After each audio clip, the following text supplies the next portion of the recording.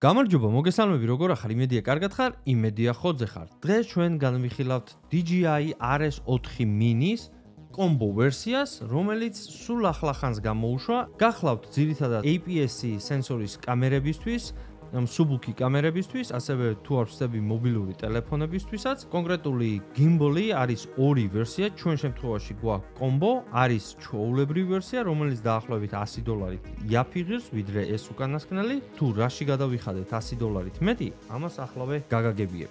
ან გავიგებთ, როგორც არის.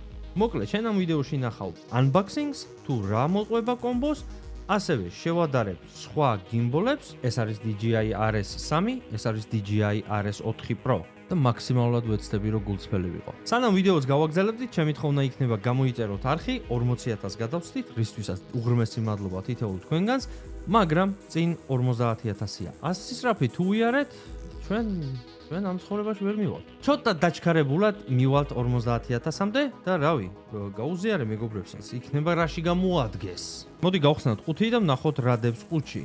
სტანდარტული შეფუთვა ძალიან მარტივად. ოი. ერთი ყუთი. ორი ყუთი. ეს ყუთი აღარ არის. და შიგნით უბრალოდ ცარიალი ყუთი. აი როგორც ხედავთ. როგორც აღნიშნე, სულ რაღაც 3 ყუთი იყო.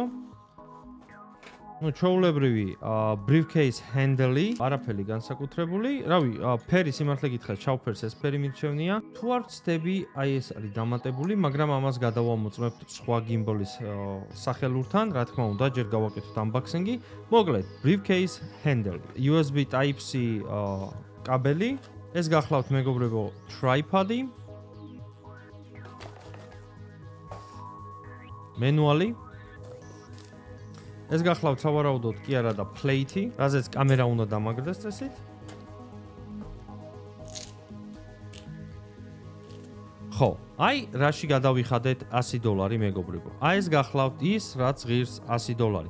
ეს არის სენსორი, თუ როგორ მუშაობს ეს სენსორი, ამას სულ ცოტა ხანში ნახავ ვიდეოს მსვლელობის დროს, როდესაც ტესტზე გადავალთ. და ეს გახლავთ ჩვენი base-ი. აი ესე გამოიყურება base-ი, ამ ყველაფერს ავაწყობ, როგორც აღნიშნე. всё, მეტი ამ ყუთში ჩვენ აღარაფერი აღარ გვაქვს. პრინციპში მეტი რა უნდა ყოფილიყო, ნახე რამდენი რაღაცა ჩატიეს ამ პატარა ყუთში. უი, სულ ეს ყოფილა, ამაში არაფერი არ დებს. ეს უბრალოდ როა რეყანყალა gimbal შიგნით, ამიტომ არის ჩადებული. Very nice DJI. აი მეგობრებო, ჩვენი gimbal-ი, რა ვიცი, ჯერჯერობით ზედა ვიზუალით ძალიან იაფიანს მაგონებს. ვცდილობ რომ მაქსიმალურად გულწრფელი ვიყო, მაგრამ თითქოს და რაღაცა პლასმასის სტილს მაგონებს რაღაცა ჩინურ ვერსიას. შეიძლება ასეც უნდა იყოს. მოდი ავაწყოთ ახლა ნენელა და ვნახოთ როგორ გამოიყურება უკვე აწყობილ მდგომარეობაში. ხო, ერთი რამე გაითვალისწინეთ, ამას ბატარეა არ ძვრება, ანუ ბატარეის გამოცვლა ამაზე შეუძლებელია ფაქტიურად. იყიდე ტენი იმუშავებს, სანამ იმუშავებს და всё, ეგ არის. თუ გაფუჭდა ბატარეა, მოგჭამა ჭირი. ანუ სავარაუდოდ.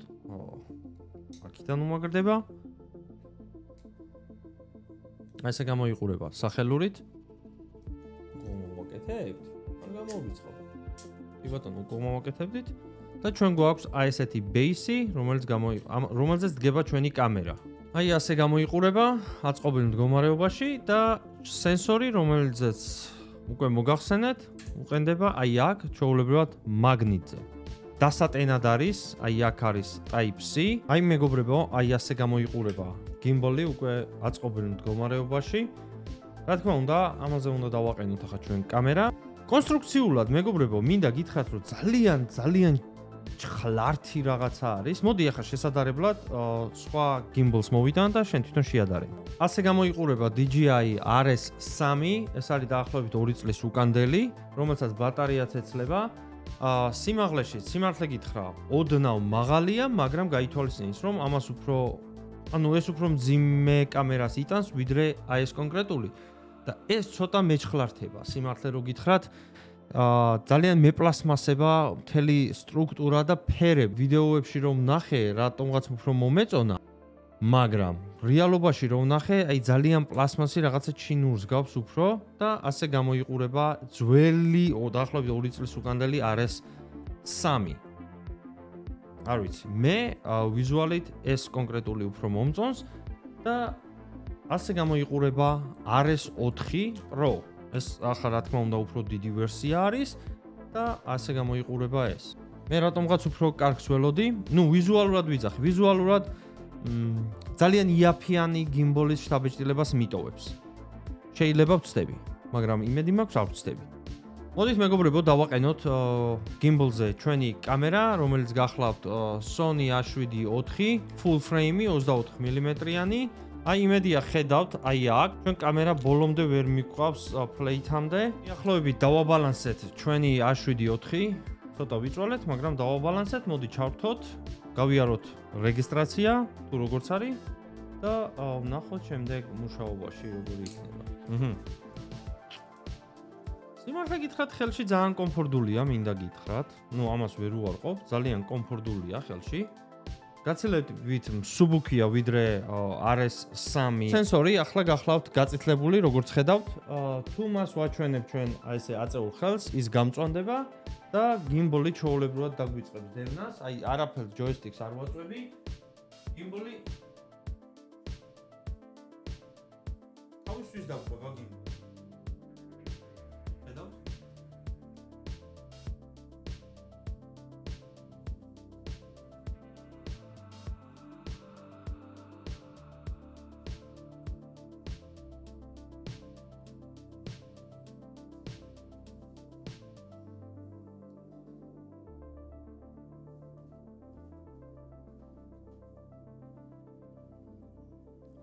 ეს კონკრეტული რაღაც კაი რამეა, მაგრამ ვისთვის არის ეგ არ ვიცი ოღონ.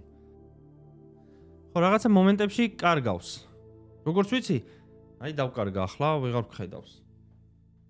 აი დაგვინახა, როგორც კი დაგვინახავს, ეგრევე ფოკუსირდება.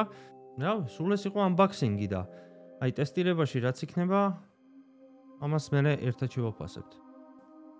როგორც გინდა ატრიალე გიმბოლი, იმინა არ მშორდება სახიდან. ნუ ეს პლუსია, ვერ დავმალო. შემდეგ აუწევ ხელს და უკვე წითლდება, რაც ნიშნავს იმას, რომ გიმბოლი აღარ გამოგვეკიდება. პატარა სეტაპი თუ გაქვს, მშვენიერია მგონია. ფასიც არ არის ძალიან დიდი.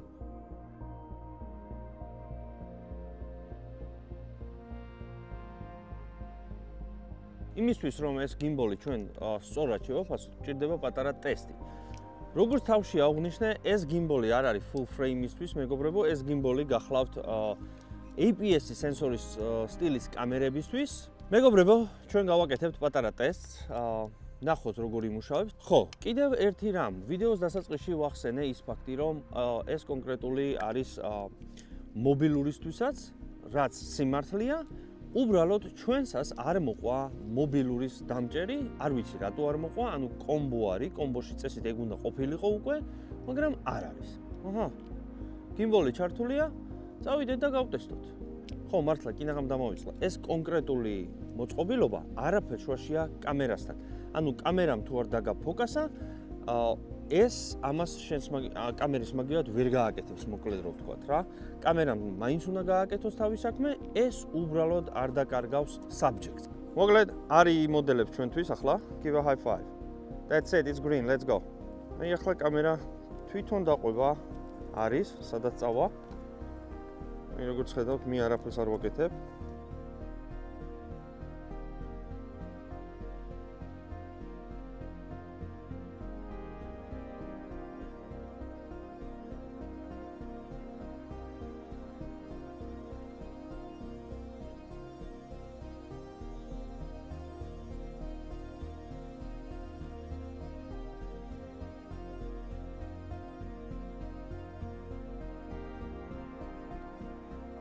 მეგობრებო, კამერა თვითონ დაყვება.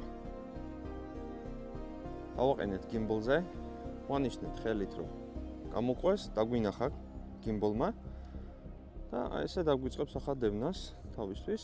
ნუ ამის რამდენად smooth იყოს ეს, შეგიძლია დაარეგულირო. ანუ, რა ვიცი, რატომ მიკრავს თვალს ვერ ხვდები, მაგრამ აი ესე გამოიყურება ეს. ანუ ერთადერთი ადგილი, სადაც შეიძლება ეს გამოგვადგეს, არის აი აგერ, მომყევით მეგობრებო, აი ახლა ჩვენ აქ შევწვავთ რაღაცეებს. ყველაფერს განახერხეთ და აი ამ თემაში ეს კამერაც დაყვება, მაგრამ სანამ ამას შევწვავთ, მე მინდა რომ განახოთ თქვენ აი როგორ დავამზადეთ. აი ასეთ ამბავში იქნება მე მგონი ეს გიმბოლი საუკეთესო. მაგრამ როგორც აღვნიშნე, მხოლოდ პატარა კამერით დიდ კამერას მაინც და მაინც არ ვენდობოდი. ეს არის. მე რა ვიცი. რა სიტყვი შენ? როგორია?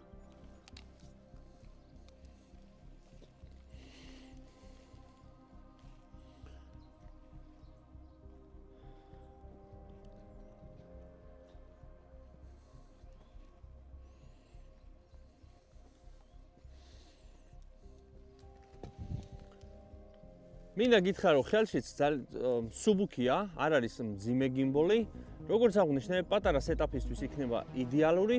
აი ეს რამდენად გიღირს ახლა შენ ამის შეძენა პროფესიონალურ დონეზე, ეგ არ ვიცი, მაგრამ ინოვაცია ის ფაქტი, რომ აი ესეთი პატარა სენსორი მოყვება, რომელიც ტრეკინგს უკეთებს შენს მიერ არჩეულ subjects, რასაც მივესალმებით.